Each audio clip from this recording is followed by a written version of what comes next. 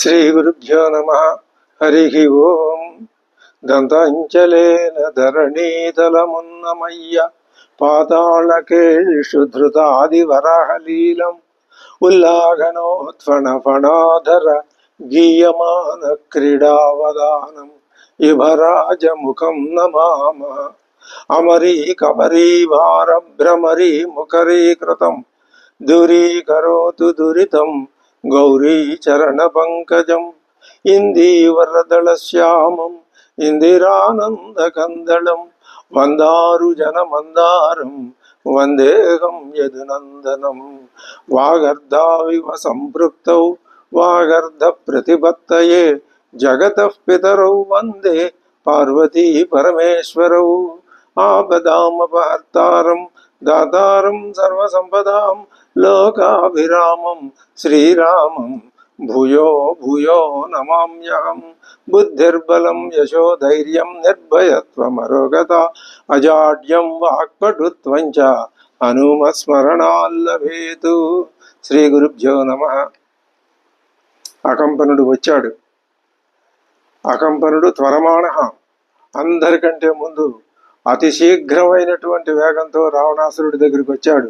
వచ్చి రావడంతో వెంటనే రావణాసురుడితో అక్కడ జరిగిన సంగతి చెప్పాడు. ఒక 2 శ్లోకాల్లో శ్రీరాముడిని చెప్పాడు.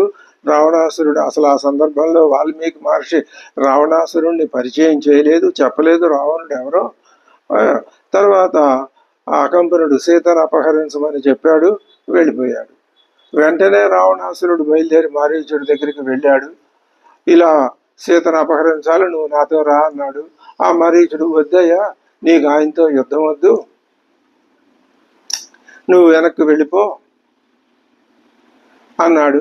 ఆ మాటలు విని మారీచుడు చెప్పిన మాటలు విని రావణాసురుడు అంగీకరించాడు. ఇంకో మాట చెప్పాడు, సీతను అపహరించమని నీకు ఎవరు సలహా చెప్పారు? వాళ్ళెవరో నీ క్షేమాన్ని కోరుకునే వాళ్ళు కారు, నీ యొక్క అంతాన్ని కోరుకునే వాళ్ళే. సీతను అపహరించడం సాధ్యం కాదు, రాముని యుద్ధంలో గెలవడం అంతకంటే సాధ్యం కాదు, నువ్వు వెనక్కి వెళ్ళిపో అని చెప్తే ఆ మాటలు విని రావణాసురుడు వెనక్కి వచ్చేశాడు. వచ్చేసి కూర్చున్న తర్వాత అప్పుడు శూర్పణఖ వచ్చింది. ఇక్కడ వచ్చిన తర్వాత శూర్పణఖ యథాప్రకారంగా పద్ధతిగా వర్ణించుకుంటూ వచ్చి రావణాసురుడిని పరిచయం చేస్తున్నాడు శ్రోతలకు. ఇప్పుడు దాదాపు 10-12 శ్లోకాల్లో రావణాసురుని గురించి వర్ణించాడు. ఇక్కడ విమర్శకులు ఏమని అన్నారుట అంటే, ఈ అకంపనుడు వృత్తాంతం ఇక్కడ ఇదేదో అతికించినట్లుగా ఉన్నది. ఇదిగో ఈ చెప్పిన కారణాల వల్ల ఇది సరిగ్గా లేదు. అకంపనుడు వృత్తాంతం లేకపోతే శూర్పణఖ రావటం, చెప్పటం, ఇది సీత మీద ఆయనకి సీతను అపహరించమని చెప్పటం, ఇదంతా కథ బాగుంటుంది. కాబట్టి ఇలాగా ఆ రావణుడు వెళ్ళిపోయి మళ్ళీ వచ్చి మళ్ళీ వెళ్ళడం అనేది రావణుని యొక్క చరిత్రలో అది రావణుని పద్ధతికి వ్యతిరేకమైన పద్ధతిగా కనపడుతుంది అని అన్నారు. ఇది ఒక విమర్శ. ఈ విమర్శని గణించవచ్చును. విమర్శలు అనేకం ఉంటాయి, దానికి ఏముంది. అంగీకరించిన వాళ్ళు అంగీకరించవచ్చు, లేదనుకుంటే త్రోసిపుచ్చాలనుకుంటే త్రోసిపుచ్చచ్చు. ఏది ఏమైనా రామాయణ మహాకావ్యం యొక్క కీర్తి ప్రతిష్టలకి ఇలాంటి విమర్శలు ఏ విధమైనటువంటి ప్రక్షిప్తాలని మరి లేకపోతే ఇలాంటి విమర్శలు ఉన్నాయి. దానివల్ల రామాయణానికి ఏమీ లోపం రాలేదు. ఆ ప్రశస్తి ఆనాటి నుంచి ఈనాటి వరకు రామాయణ కీర్తి ప్రతిష్టలకి ఎటువంటి భంగము కలగలేదు. కానీ ఇక్కడ అకంపనుడు రావటం నా ఉద్దేశంలో అకంపనుడు కథ ప్రక్షిప్తం కాదు. రావణుడు మారీచుడి దగ్గరికి వెళ్తే మారీచుడు బుద్ధి చెప్పి వెనక్కి పంపించితే రావణాసురుడు వచ్చాడనే మాట కూడా అందులో ఏ విధమైనటువంటి అనౌచిత్యము లేదనే చెప్పాలి. ఎందుకంటే ఎంతటి దుర్మార్గుల్లోనైనా కాస్త ఎవడైనా మంచి చెప్తే వినే స్వభావం 100లో 1 వంతైనా ఉంటుంది, ఉండకుండా ఉండదు. రావణుడు దానికి వ్యతిరేకం కాదు. అతడికి ఈ మూర్ఖ పట్టుదల ఎక్కడ బాగా పెరిగిపోయింది అంటే, సీతాపహరణం దగ్గర నుంచి ఈ శూర్పణఖ చెప్పిన దగ్గర నుంచి అతడు సహజంగానే కామైక పరతంత్రుడు. కాబట్టి సీతా సౌందర్యాన్ని ఆవిడ వర్ణించినట్టు వాడు చెప్పలేదు అకంపనుడు. ఆవిడ బాగా వర్ణించి చెప్పేసరికి అతడికి ఆ కామదృష్టి ఏర్పడింది. ఏర్పడిన తర్వాత ఇంకా ఇక అది మళ్ళీ ఎవరు ఎన్ని చెప్పినా దాంట్లో నుంచి ఆ దుర్బుద్ధిలో నుంచి అతడు బయటపడలేకపోయినాడు. ఇది రావణాసురుని యొక్క అతని యొక్క కథ, అతని ప్రవర్తన విధానం. దానికి తగిన శిక్ష పడింది. ఎక్కడైనా సరే లోకంలో అటువంటి గుణాలు ఎవరిలో ఉంటే వాళ్ళకి శారీరకంగా పతనం తప్పదు, మానసికంగా అధోగతి అంతకంటే తప్పదు అని నిరూపించడం.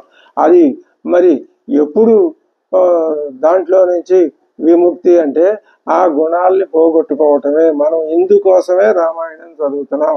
కాబట్టి అకంపనుడి కథలో ఏ విధమైనటువంటి అనౌచిత్యం లేదు అనుకోవటంలో అది సబబుగానే కనిపిస్తుంది. ఇప్పుడు శూర్పణఖ వచ్చింది నెమ్మదిగా. శూర్పణఖ అక్కడ బయలుదేరి జనస్థానంలో బయలుదేరి కళ్ళారా చూసింది 14,000 మంది చచ్చిపోవటం. ఆవిడ భయంతో అదిరిపోతోంది, వణికిపోతోంది. అసలు రాముడి పరాక్రమం లాంటి పరాక్రమం ఎవ్వరు ఏ రాక్షసు, ఆవిడికి తెలిసిన వాళ్ళు రాక్షసులే, ఏ రాక్షస వీరుడు ఇంతవరకు చూపించలేదు. రావణాసురుడు కూడా అందరి చేత ఎవరినో కొంతమంది దేవతల్ని కొట్టాడు, కానీ అందరి చేత దెబ్బలు తినవాడే రావణాసురుడు.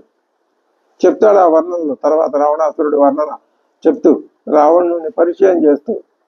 కాబట్టి శ్రీరాముడి పరాక్రమం ఎంత యుద్ధం చేసినా ఆయన ఏమాత్రం అలసిపోని తనం. తర్వాత అంతకుముందు తాను సీతారామ లక్ష్మణులతో మాట్లాడినప్పుడు అమ్మవారి సౌందర్యం, వాళ్ళిద్దరి యొక్క సౌకుమార్యం, సౌందర్యాలు చూసి ఆవిడ ఈ వీళ్ళందరి యొక్క సంహార క్రియాకాండ చూసి అదిరిపోయి భయంతో నెమ్మదిగా వచ్చింది. వచ్చేసరికి ఈ లోపలే రావణాసురుడు మారీచుడి దగ్గరికి వెళ్ళాడు, వచ్చాడు, మళ్ళీ తన ఆస్థాన భవనంలో శుభ్రంగా కూర్చున్నాడు. ఇంత జరిగిపోయింది. ఇదంతా శూర్పణఖకి తెలియదు. శూర్పణఖకే కాదు, రాజ్యంలో ఎవ్వరికీ తెలియదు. అకంపనుడు వచ్చినట్టు ఒక్క రావణుడికే తెలుసు. అకంపనుడు వృత్తాంతాన్ని నేను సమర్థించటానికి ఇదే కారణం. అకంపనుడు వచ్చినట్టు మంత్రులకు కూడా తెలియదు, రావణాసురుడి సోదరుడికి తెలియదు, ఎవ్వరికీ తెలియదు. మొదటి శ్లోకంలో వచ్చాడు, రెండో శ్లోకంలో చెప్పేశాడు, విషయం చెప్పాడు. అది గూఢచారి లక్షణం. గూఢచారి ఎప్పుడు ఏ సమయంలోనైనా సరే రాజుగారి దగ్గరికి సరాసరి వెళ్ళిపోవచ్చు. ఆ గూఢచారుల యొక్క ప్రవేశానికి అడ్డం లేదు, ఎవరికి చెప్పక్కర్లేదు. అది రాజనీతి, రాజుల పద్ధతి, పరిపాలనా పద్ధతి. ఆ ప్రకారమే వాడు వచ్చాడు, చెప్పాడు, ఆయనతో వెళ్ళిపోయాడు. ఈయనకి వాడి సలహా నచ్చింది. వాడి సలహాని కాదనేటటువంటి పరిస్థితి ఈయన దగ్గర లేదు. ఎందుకని వాడు నమ్మినవంటూ, వాడు చెప్పిందంతా నిజమే. తన మనుషుల్ని 14,000 మందిని చంపిన రాముడి మీద కోపం వచ్చింది.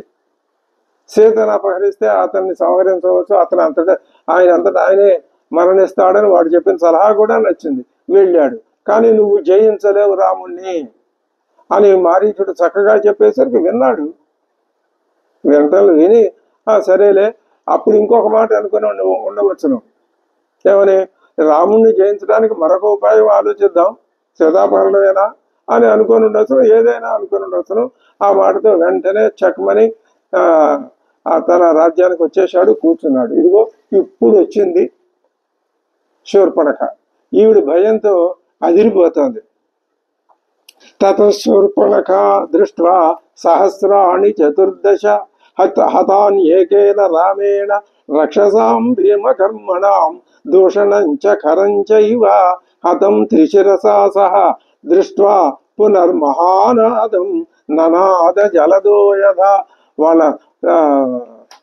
వాళ్ళందరి యొక్క మరణాన్ని చూసి ఆవిడ పెద్దగా అరుచుకుంటూ కేకలు పెట్టుకుంటూ సా దృష్ట్వా కర్మ రామస్య కృతమన్యై సుదుష్కరం, లంకకు వచ్చేసింది.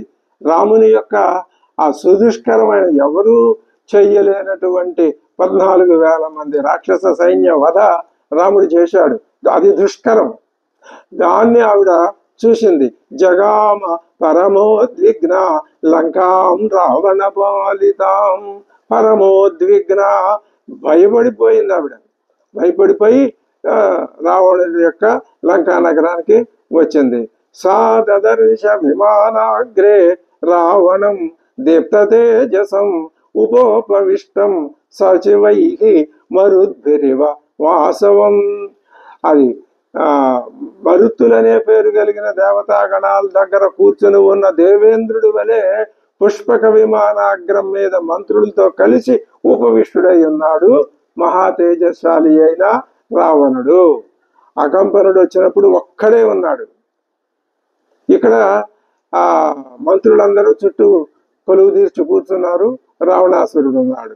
ఆయన అలా ఉన్నాడు, సింహాసనం మీద కూర్చున్నాడు. ఆసీనం సూర్య సంకాశే కాంచనే పరమాసనే. కాంచనమయమైనటువంటి ఉన్నతమైనటువంటి సింహాసనం మీద కూర్చుని ఉన్నాడు. రుక్మ వేది గతం ప్రాజ్యం జ్వలంతమివ పావకం. అది అగ్నిహోత్రుడు వలె వెలిగిపోతున్నాడు రావణాసురుడు. ఎటువంటి అగ్నిహోత్రం? సమృద్ధిగా ప్రాజ్యం, ఆజ్యము పోయిటచే ప్రజ్వలించుతున్న రుక్మవేదిగతం పావకమివ. బంగారపు వేదికలో ఉన్నాడు ఆ ప్రజ్వలిస్తున్న అగ్నిహోత్రుడిలో గనక ఆజ్యం వేస్తే అది ఎంత అద్భుతంగా ఇంకా భగ్గుమని రెట్టింపు వెలుగుల్ని ఈంతుందో అలా వెలిగిపోతున్నాడు రావణాసురుడు. రావణాసురుణ్ణి కూడా ఏమీ తక్కువగా వర్ణించటం లేదు వాల్మీకి. అతడికి ఇవ్వాల్సినటువంటి గౌరవాన్ని ఇస్తున్నాడు. మరి ఎక్కడ రావణుణ్ణి నిందిస్తాడు? రావణుని గురించి ఎలా చెప్పాలి అంటే చెప్పవలసిన విధానంగా చెప్తాడు. అప్రశంసాపూర్వకంగా, తిరస్కారపూర్వకంగా ఎక్కడ చెప్తాడు? ఆ తప్పు కనిపించినప్పుడు చెప్తాడు. దేవ గంధర్వ భూతానాం ఋషీణాం చ మహాత్మనాం అజేయం సమరే శూరం వ్యాత్తాననమివాంతకం. యుద్ధం వస్తే కనుక యుద్ధంలో రావణాసురుడు నోరు తెరిచినటువంటి అంతకుడే. ఆ నోరు తెరిచే ఉంటుంది. ఆ ప్రాణులన్నీ వెళ్ళి అంతకుడు నోట్లో పడిపోవటమే. సమరే అజేయుడు ఆ రావణాసురుడు. అది దేవ గంధర్వ భూతానాం ఋషీణాంచ మహాత్మనాం. దేవతలకి, గంధర్వులకి, భూతాలకి, మహాత్ములైన ఋషులకి యుద్ధంలో అదే వీళ్ళు కూడా వస్తారా? మహాత్ములు అయిన ఋషులు కూడా వచ్చి యుద్ధం చేస్తారా అని చెప్పేశాడు. దేవాసుర విమర్దేషు వజ్రాసని కృతవ్రణం ఐరావత విషాణాగ్రై ఉద్ఘృష్ట కిణ వక్షసం. ఐరావతం దేవేంద్రుడితో యుద్ధం చేసినప్పుడు ఒకప్పుడు ఐరావతం తన యొక్క గండస్థలంతో రావణాసురుని యొక్క ఎదురురొమ్ము మీద గుద్దిపడేసింది. అప్పుడు ఇక్కడ ఆ దెబ్బలు తగిలి ఆ దెబ్బలు కాయగట్టి కిణములు అంటే కాయగట్టేసిపోయినాయి అన్నమాట. అవన్నీ అటువంటి వక్షస్థలం గలవాడు. అంటే ఐరావతానికి ఎదురొడ్డి నిలిచిన వక్షస్థలం. వజ్రాసని కృతవ్రణం. వజ్రము అనేటటువంటి పిడుగు దెబ్బకు కూడా ఈ రావణాసురుడు అసలు వజ్రపాతం పడితే వజ్రంతో ఇంద్రుడు కొడితే పర్వతాలు రెక్కలే తెగిపోయినాయి. కానీ రావణాసురుడికి ఏం కాలేదు. ఏమిటి దీని భావం? వజ్రం దెబ్బతిని బ్రతకటం అంటే కథాపరంగా చూసినా కష్టమే. మరి దాని అంతరార్థపరంగా చూస్తే అటువంటి తీవ్ర బాగా ఎంతో కాలం నుంచి మనసు నిండా వ్యాపించిపోయి ఉన్నటువంటి కామాది దుర్గుణాలు గల వాళ్ళకి ఆత్మదర్శనం అనేది వందల వేల జన్మలు ఎత్తినా కూడా అది అసలు ఆలోచనే రాదు. కాబట్టి ఆ దృష్టి కలగదు కాబట్టి ఇప్పుడు ఇక్కడ ఏం చెప్తున్నాడు? జ్ఞానంతో పోరాడి జ్ఞానం అజ్ఞానాన్ని గెలవకపోతే ఎలా ఉంటుందో రావణాసురుడు ఈ వజ్రం యొక్క దెబ్బని తింటే అలా ఉంటుంది అని మనం అలాగే భావించుకోవాలి. లేకపోతే మామూలుగా కథ చెప్తే అది బాగానే ఉంటుంది, దాంట్లో ఏం దోషం ఉండదు. వింశద్భుజం దశగ్రీవం దర్శనీయ పరిచ్ఛదం. వింశద్భుజం 20 భుజాలు, దశగ్రీవం 10 తలలు, దర్శనీయ పరిచ్ఛదం, చూడటానికి అందమైనటువంటి ఆ పరిచ్ఛదం, ఆ సామగ్రి, చుట్టూ అలంకార సామగ్రి, చామరాలు, వింజామరాలు, మరి ఇంకా పైన ఛత్రం, ఇలాంటివన్నీ దర్శనీయం, చూడటానికి ఆనందాన్ని కలిగించేటటువంటి సామగ్రితో కూడినటువంటి వాటితో ఉన్నవాడు. వీరం రాజలక్షణ శోభితం, రాజలక్షణాలు కొట్టొచ్చినట్టు కనపడుతున్నాయి. ఆయన చూస్తే మహారాజులాగా ఉన్నాడు.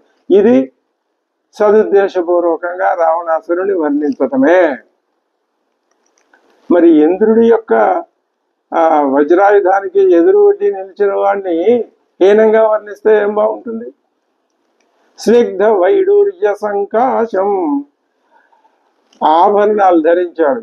నిగనగా మెరిచే వైడూర్యాల కాంతులతో ఆయన ధరించిన ఆభరణాలు ప్రకాశిస్తున్నాయి. తప్త కాంచన కుండలం, తప్త కాంచనం, మేలిమి బంగారంతో చేసినటువంటి కుండలాలు ధరించాడు. సుభుజం, గుండ్రని మహాభుజాలు గలవాడు. శుక్ల దశనం, తెల్లటి పలువరుస గలవాడు.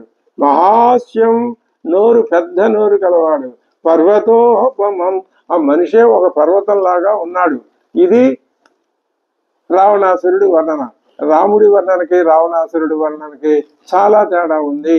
ఇది కేవలం ఆ కనిపిస్తున్న విగ్రహాన్ని, మనిషిని, ఆ అవయవాల్ని, వాటిని వర్ణించినట్లే ఉంది తప్ప ఇందులో ఎక్కడ దైవత్వ అంశ సంభావన ఏమీ లేదు, ఎక్కడా లేదు.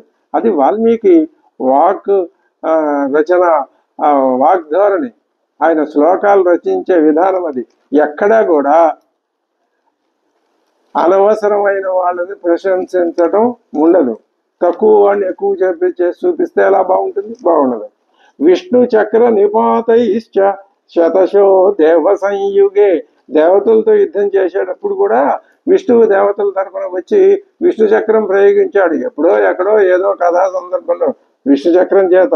అన్యై శస్త్ర ప్రహారైశ్చ, ఇంకా యుద్ధంలో మిగిలిన ఆయుధాలు, మిగిలిన దేవతలందరూ వాళ్ళ చేతుల్లో ఉన్న ఆయుధాలన్నీ వీడి మీద పడేశారు.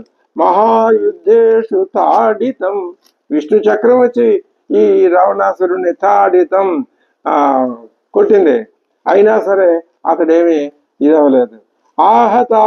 ఆహతాంగం సమస్తైశ్చ దేవ ప్రహరణైస్తథా, దేవతలందరి యొక్క ప్రహరణముల చేత అతని శరీరం ఆహతం అయిపోయింది. దెబ్బలు తిని తిని తిని ఉన్నాడు.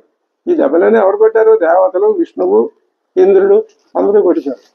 అక్షోభ్యాణం సముద్రాణం క్షోభణం, క్షోభింపజేయటానికి వీల్లేని సముద్రాల్ని కూడా క్షోభింపజేయగలిగినటువంటి ఆ గట్టి సామర్థ్యం కలవాడు. క్షిప్రకారిణం, ఇది దుర్గుణం. క్షిప్రకారుడు, ఒక పని చేయదలుచుకుంటే వెంటనే చేసేస్తాడు. ఉదాహరణ అకంపనుడి విషయంలో కనపడిందిగా. ఇప్పుడు అకంపనుడి యొక్క చరిత్ర ప్రక్షిప్తం అని ఎలా అంటాం?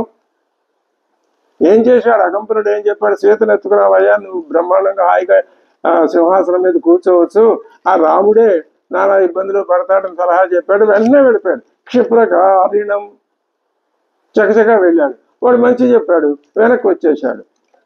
అంతవరకు అది సబబే. క్షేప్తారం పర్వతేంద్రాణం,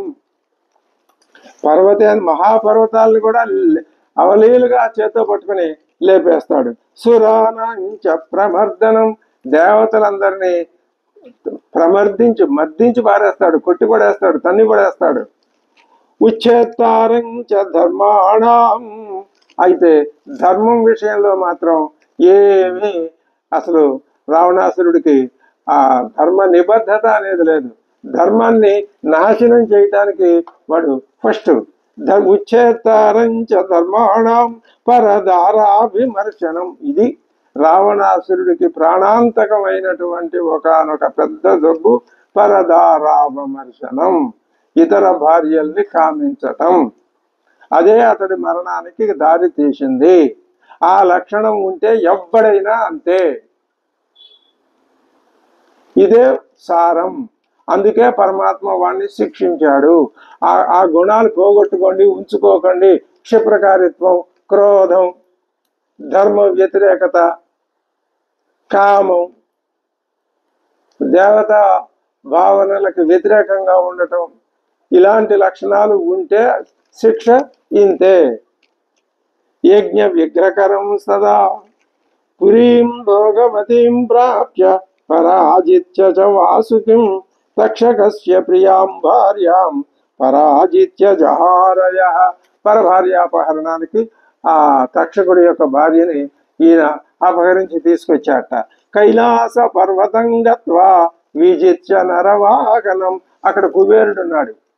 అక్కడికి వెళ్ళి ఆ స్వేచ్ఛాగమనం కలిగినటువంటి అతని యొక్క విమానం పుష్పకం తస్య కామగం వై జహారయ.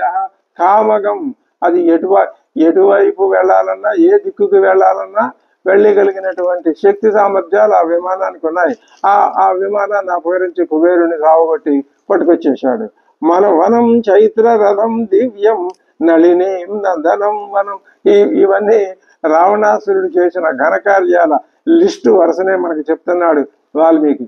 ఇతడు చేసినటువంటి దుర్మార్గపు దుష్ట పనులు ఇవి. ఏం చేశాడు? వనం చైత్ర రథం. ఆ కుబేరుడికి ఒక దివ్యమైనటువంటి చైత్ర రథం అనే పేరు కలిగిన ఒక వనం ఉంది.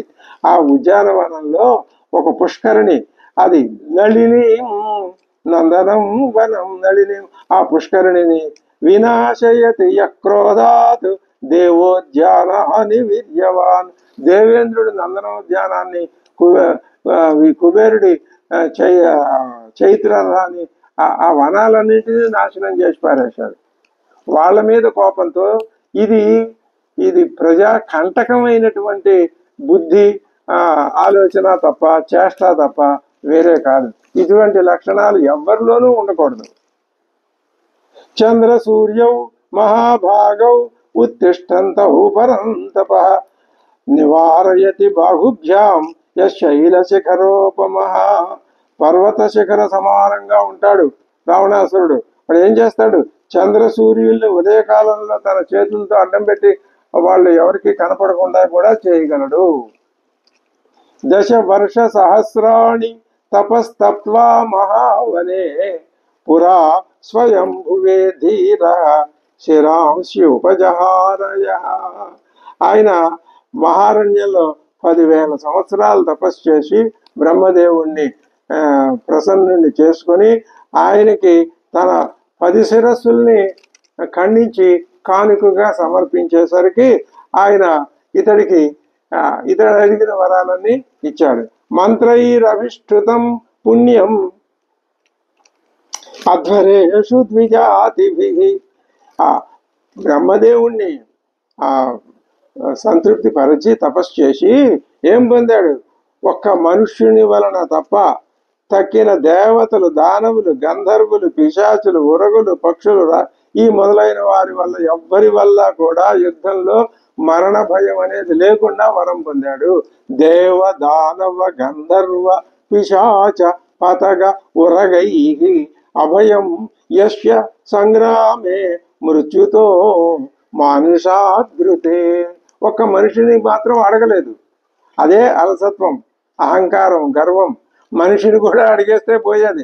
ఇంకా అప్పుడు శ్రీ మహావిష్ణువు ఏ అవతారం ధరించి ఉండేవాడో, ఎంత చేసినా ఏదో ఒకటి ఎక్కడో మిగులుతుంది. ఆయన అవతారం ధరించి మరి రావణాసురుడు వాడిని హిరణ్యకశిపుడిని సంహరించలా. అటు మానవుడు ఇటు మృగము కాని వేషం ధరించి. కాబట్టి ఎప్పుడూ కూడా అధర్మం ఎక్కడో చోట తప్పు చేస్తుంది. కొంతకాలం విజృంభిస్తుంది కానీ తప్పు చేస్తుంది. ఆ తప్పు ధర్మ బుద్ధి కలిగిన మహావిష్ణువుకి, దేవతలకి తెలుస్తుంది. దాన్ని వాళ్ళు ఆధారంగా చేసుకుని ఆ అధర్మాన్ని నాశనం చేస్తారు. ఇదే కదా మంత్రభిరవిష్ఠృతం పుణ్యం అధ్వరేషు ద్విజాతిభిః అవిర్ధానేషు యస్సోమముపగంతి మహాబల. దేవతలకు ఆ సోమరసం లభించకుండా చేసేవాడు. ఆప్త యజ్ఞహరం క్రూరం బ్రహ్మగ్నం దుష్టచారిణం కర్కశం నిరనుక్రోశం ప్రజానాం అహితే రతం. ఒక్కటే మాట, అతడు ఏం చేసినా ప్రజలకు అహితమే. ప్రజలకు ఎప్పుడూ హితం చేయడు. శ్రీరాముడు ఎప్పుడూ ప్రజలకి అహితం చేయడు. అంటే దేవ రాక్షస భేదం ఇదే. రావణం సర్వభూతానాం సర్వలోక భయావహం రాక్షసీ భ్రాతరం శూరం సాదర్శ మహాబలం. ఇన్ని దాదాపు 10-15 శ్లోకాల్లో రావణాసురుని గురించి వర్ణించి అతని యొక్క ఆ గుణగణాలని ఆకారాన్ని మనకు సాక్షాత్కరింపజేసి అటువంటి రావణాసురుణ్ణి శూర్పణఖ దదర్శ భ్రాతరం తన సోదరుడైనటువంటి మహాబలుడు అయినటువంటి రావణాసురుణ్ణి ఆవిడ చూసింది. తం దివ్య వస్త్రాభరణం దివ్య మాల్యోపశోభితం. దివ్య అనే మాట ఇక్కడ ప్రయోగించాడు. ప్రయోగించినా అది అస్థానుపతితంగానే అన్ని దుర్గుణాల మధ్య ఈ దివ్య అనే మాట ఉపయోగించినా దానివల్ల ఏమీ ఉపయోగం ఉండదు. దివ్య వస్త్రాభరణాలు ధరించాడు, దివ్య మాల్యాలు దండలు.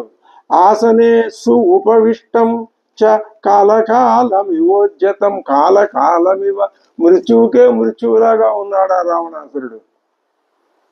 అసలు మృత్యువు అనే సంబంధానికి అది మృత్యువు అనే భావం, మృత్యువు అనేది లేదు అసలు. మృత్యువు ఎక్కడుంది? మృత్యువు ఏమిటి? అది పొరపాటే. ప్రమాదం వై మృత్యువు అన్నాడు సనత్ కుమారుడు, సనత్ సుజాతుడు. కాబట్టి ఇతన్ని మృత్యువుకే మృత్యుడని ఇలా ఈ వర్ణించే భాష వేరుగా ఉంటుంది రావణాసురుని వర్ణించేది. అది మనం గమనించాలి.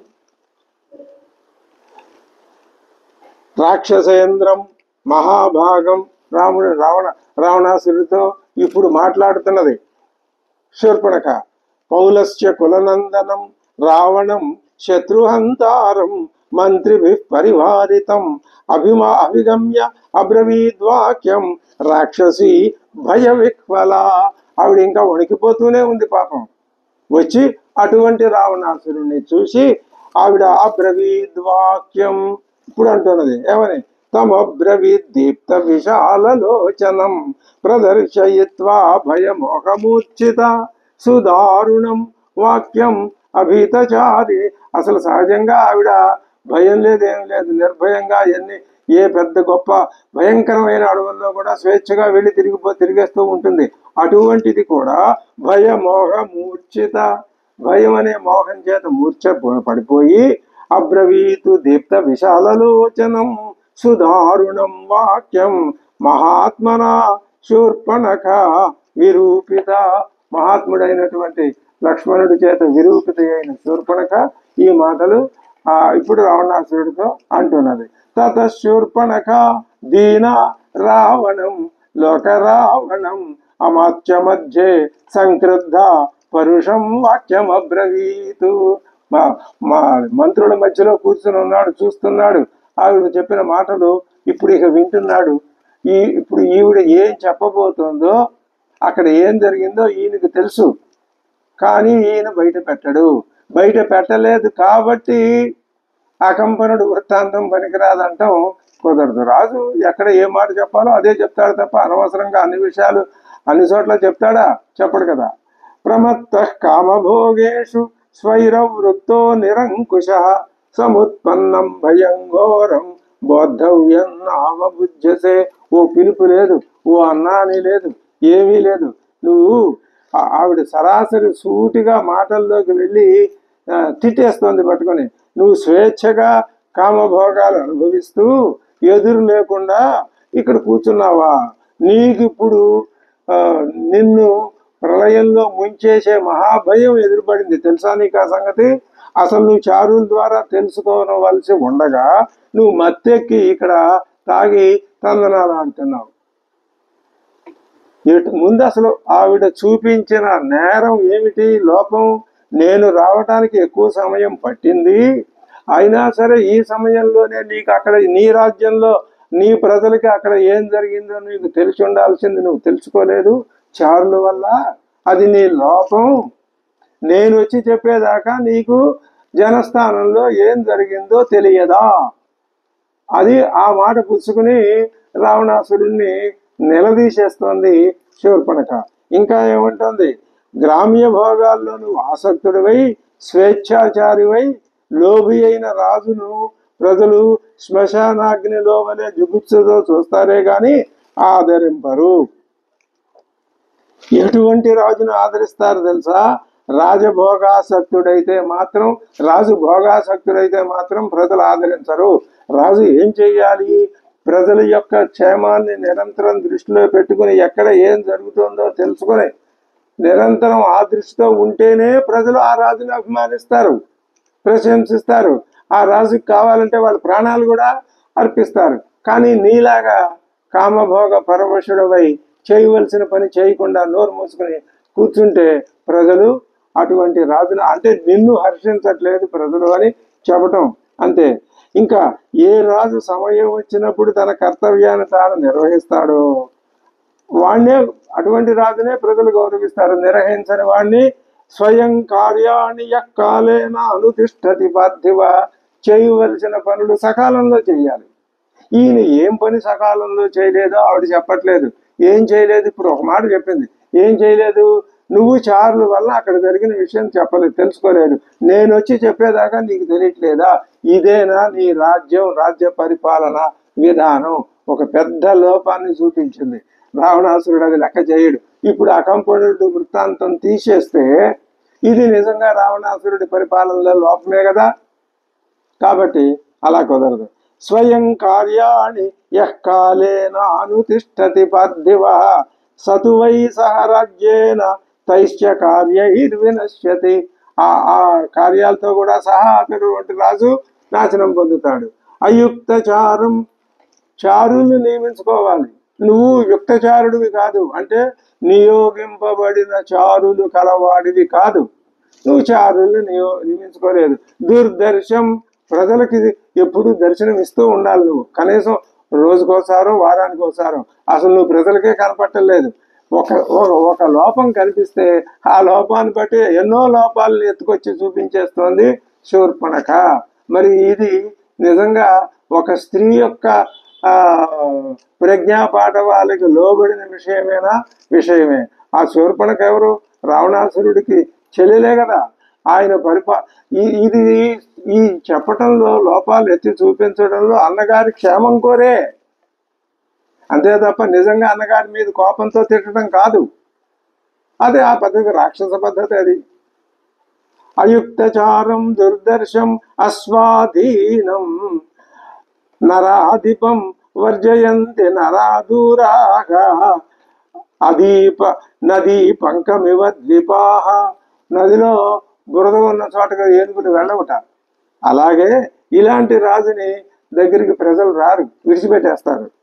ఏన రక్షంతి విషయం అస్వాధీన నరాధిపాహ. స్త్రీలకు వశులై తమ దేశాన్ని చక్కగా పరిపాలించని రాజులు సముద్రంలో మునిగిపోయిన పర్వతంలాగా వృద్ధిని పొందుతారు కానీ ప్రకాశించరు. ఈ పోలికలు చాలా అద్భుతమైన. ఏనుగులు నదిలో ఉన్న బురద ప్రాంతాన్ని వర్జించటం, అది సముద్రంలో నదులు పర్వతాలు ఉన్నాయి, అవి ఎంత ఎత్తుంటే మాత్రం ఎవరికి కావాలి? ఎవరికి కనపడుతున్నాయి? ఎవరికి లేదు కదా. అదిగో అటువంటి పోలికలు. ఈ పోలికలు వెతుక్కురావడంలో కూడా రావణాసురుని యొక్క ఆ నైత్యాన్ని, అసమర్థతని, రావణాసురుని యొక్క ఆ దుష్ట సంచారత్వాన్నే వర్ణిస్తాయి తప్ప పోలికలు. అది వాల్మీకి యొక్క కవిత్వంలో ఉన్న గొప్పతనం. ఆత్మవద్భిర్విగృహ్య త్వం దేవ గంధర్వదానవైః. నీకు చారులు లేరు, పైగా దేవతలతో విరోధం. నువ్వేం రాజువయ్యా? ఆ చారులనే మాటని ఇప్పటికి దాదాపు 2-3 సార్లు నొక్కి చెప్తోంది. ఆత్మబద్ధిర్ విగృహ్య త్వం దేవ గంధర్వ దానవైః అయుక్తచార చపల కథం రాజా భవిష్యసి. నువ్వేం రాజువయ్యా?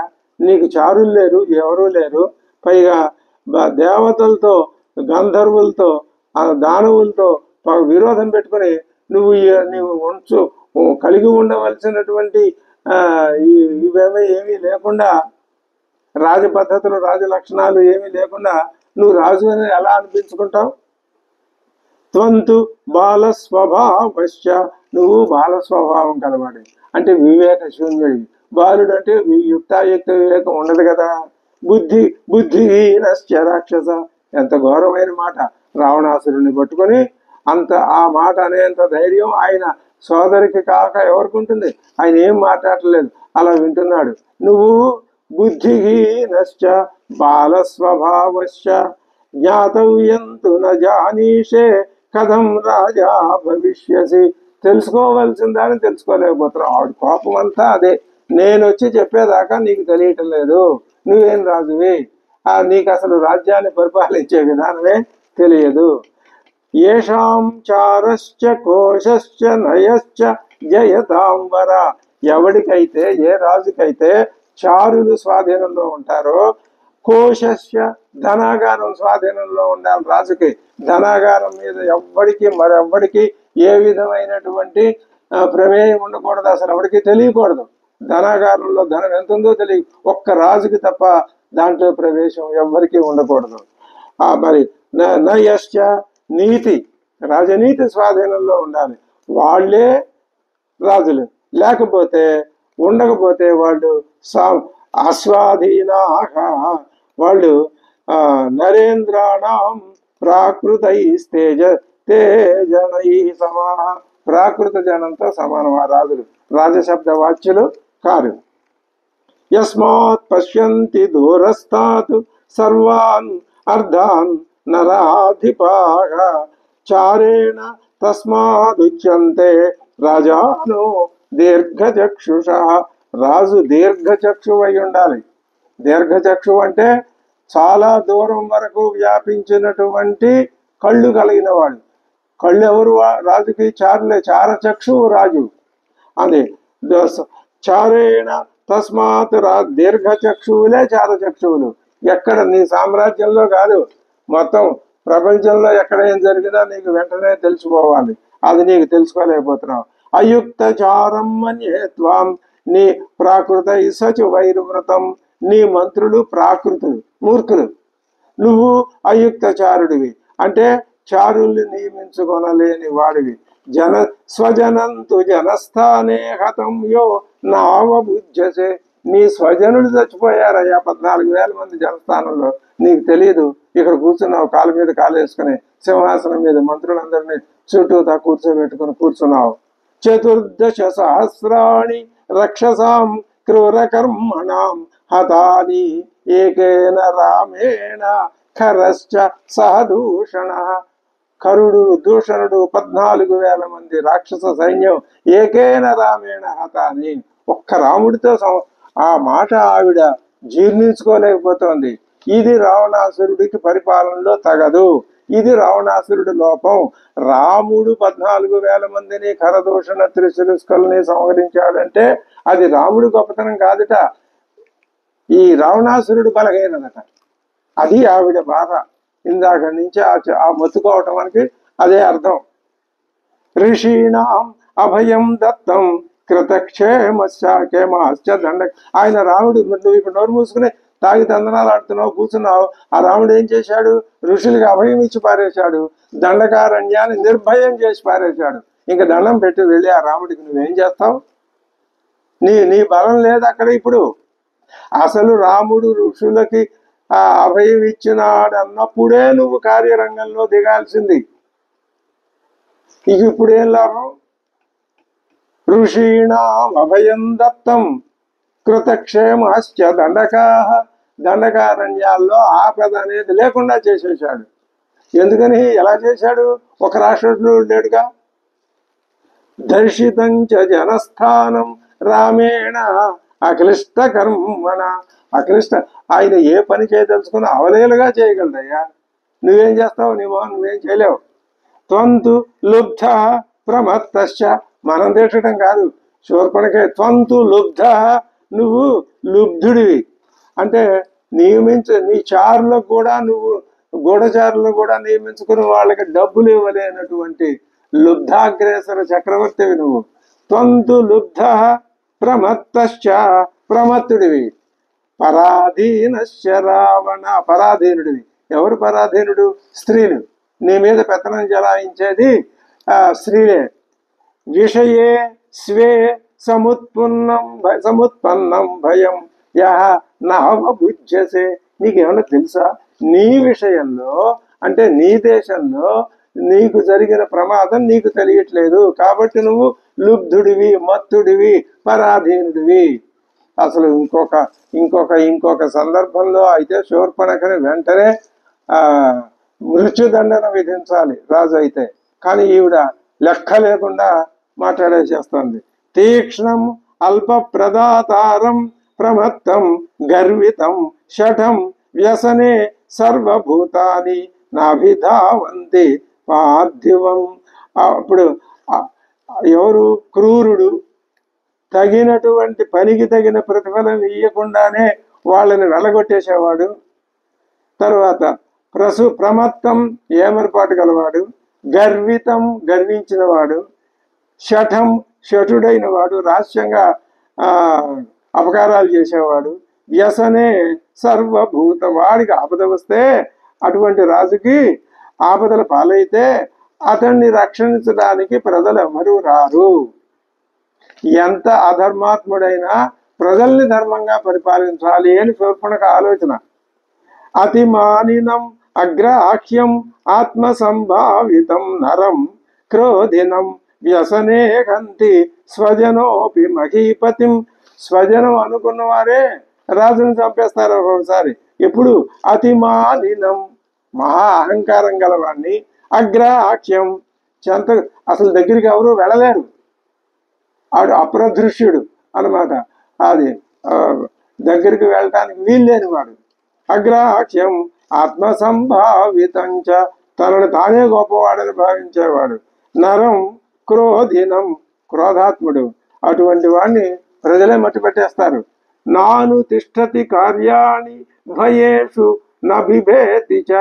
తాను చేయవలసిన పనులు చేయక క్షిప్రం రాజ్యాచ్యుతో దీన తృణైస్తుల్యో భవిష్యతి. తృణై తుల్య భవిష్యతి. అటువంటి రాజు గడ్డి పరకతో సమానం. ఎటువంటి వాడు భయపడవలసినప్పుడు భయపడని రాజు శీఘ్రమే రాజ్యాన్ని కోల్పోతాడు. నువ్వు భయపడవలసిన సమయం వచ్చినా భయపడలేదు, కూర్చున్నావు. శుష్కై కాష్టై భవేత్ కార్యం లోష్టైరపి చ పాంసుభి. రాజ్యభ్రష్టుడైనటువంటి రాజుతో ఎవ్వరికీ పని ఉండదు. రాజు రాజ్యభ్రష్టుడైన తర్వాత మామూలు వాడి కన్నా కూడా పనికిరాని వాడి కిందే లెక్క. ఎండు కట్టెలతో అయినా, మట్టి గడ్డలతో అయినా, తొలగి దుమ్ముతో అయినా పని ఉంటుంది. కానీ రాజ్యభ్రష్టుడు అధికారం పోగొట్టుకున్న వాళ్ళతో ఎవ్వరికి ఏ విధమైన పని ఉండదు. ఉపభుక్తం యథా వాసస్రజో వా మృదితా యథా ఏవం రాజ్యాత్ పరిభ్రష్ట సమర్థోపి నిరర్ధక. సమర్థుడే కానీ రాజ్యం పోయిన తర్వాత అతడు ధరించి విడిచిపెట్టేసిన వస్త్రం లాంటి వాడు, నలిగినటువంటి పూల దండల్ లాంటి వాడు. ఎటువంటి నీచోపమని చెప్తున్నాడు. అప్రమత్తస్యో రాజా సర్వజ్ఞో విజితేంద్రియ కృతజ్ఞో ధర్మశీలశ్చ స రాజా తిష్టతే చిరం. ఎవడు చిరకాలం రాజ్యంలో మంచి పేరు ప్రతిష్టలు సంపాదించేవాడు, అప్రమత్తశ్చ ఏమరపాటు లేకుండా సర్వాన్ని తెలుసుకునేవాడు, సర్వజ్ఞ సర్వం తెలుసుకునేవాడు, విజితేంద్రియ ఇంద్రియ నిగ్రహం కలవాడు. ఈ మాట శూర్పణఖ ఎలా చెప్తోంది? ఈవిడికి ఇంద్రియ నిగ్రహం ఉందా, చచ్చిందా? రావణాసురుడికి ఉందా? కానీ ఏదో ఆ ధర్మపన్నాలు ఆవిడ వల్లించేస్తోంది. విజితేంద్రియ కృతజ్ఞుడై ఉండాలి, ధర్మశీ ప్రజల పట్ల ఉండాలట ఈ లక్షణాలన్నీ. స రాజా తిష్టతే చిరం. ఆ రాజు చిరకాలం మంచి కీర్తి ప్రతిష్టలు సంపాదిస్తాడు. నయనాభ్యాం ప్రసుప్తోపి జాగర్తి పైకి కళ్ళు మూసుకుని నిద్రపోతున్నట్టే కనపడతాడు, కానీ ఎప్పుడూ కూడా నయచక్షుష నీతి నేత్రంతో మేల్కొనే ఉంటాడు. ఆ మేల్కొనే ఆ పనులన్నీ ఎక్కడ ఏవి జరుగుతున్నాయా లేదా అది కనుక్కుంటూనే ఉంటాడు. వ్యక్త క్రోధ ప్రసాదశ్చ స రాజా పూజ్యతే జనై. త్వంతు రావణ దుర్బుద్ధి గుణైరేతైర్వివర్జిత. హే రావణ, నువ్వు దుర్బుద్ధివి. నేను పైన చెప్పిన మంచి లక్షణాలు గుణాలేవి నీలో లేవు. యస్యతే అవిదితశ్చారై రక్షసాం సుమహాన్వద. ఒక్కటే కారణం పట్టుకుంది ఆవిడ, నీకు జనస్థానంలో ఒక్క గూఢచారి కూడా లేడు. కాబట్టి అక్కడ జరిగినటువంటి పెద్ద ప్రమాదం నీ దృష్టికి రాలేదు కాబట్టి నువ్వు దుర్బుద్ధివి. మరి ఇప్పుడు అకంపనుడు లేకుండా రావణాసురుడి పరిపాలన చేస్తున్నాడు, ఖచ్చితంగానే చేస్తున్నాడు. ఆ విషయం ముందే తెలిసింది శూర్పణఖ రాకముందే. ఈవిడే భయపడుతూ నడవలేక నడిచి ఆలస్యంగా వచ్చిందనమాట. పరావమంతా విషయేషు సంగతో, నీకు కర్తవ్యం ఏమిటో తెలియట్లేదయ్యా. నువ్వు పరావమంతా, ఇతరులను అవమానించడమే నీకు పని. విషయేషు సంగత, విషయాల్లో కామోపభోగాల్లో నువ్వు తలమునికలుగా మునిగిపోయావు. నా దేశకాల ప్రవిభాగ తత్వవితు, దేశం కాలం తగిన ఏ దేశం ఏ కాలం ఏ పని చేయాలో నీకు అది తెలియదు. అయుక్త బుద్ధి, నీకు గుణదోషాలు నిర్ణయించే బుద్ధి, గుణదోష నిశ్చయే అయుక్త బుద్ధికి, నీకు గుణదోషాలు నిర్ణయించే బుద్ధి లేదు, తగిన బుద్ధి లేదు. విపన్న రాజ్య నచిరాద్ విపత్స్యసే, కాబట్టి నువ్వు త్వరలోనే రాజ్యం కోల్పోతావు. ఇది నిజం. ఈ మాట ఆవిడ తెలిసన్నదో తెలియకన్నదో కానీ రాజ్యమే కాదు ప్రాణం కూడా పోయే పరిస్థితి ఇప్పుడు ఇక రావణాసురుడికి కొంతకాలంలోనే సిద్ధంగా రాసిపెట్టి ఉన్నది. పరావమంతా విషయేషు సంగత న దేశకాల ప్రవిభాగ తత్వవితు, అయుక్త బుద్ధి గుణదోష నిశ్చయే విపన్న రాజ్యో నచిరాద్ విపత్స్యసే ఇది స్వదోషాన్ పరికీర్తితాంతయా.